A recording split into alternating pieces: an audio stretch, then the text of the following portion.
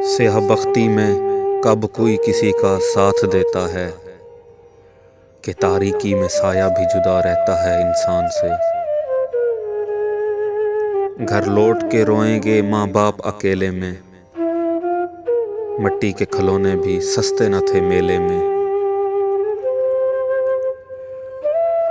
फरिश्ते आकर उनके जिस्म पर खुशबू लगाते हैं, वो बच्चे रेल के डब्बों में जो झाड़ू लगाते हैं। जब चली ठंडी हवा बच्चा ठठर कर रह गया, माँ ने अपने लाल की तख्ती जला दी रात को।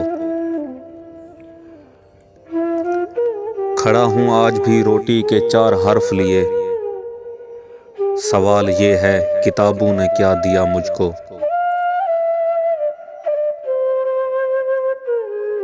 आज फिर माँ मुझे मारेगी बहुत रोने पर, आज फिर गांव में आया है खिलौने वाला।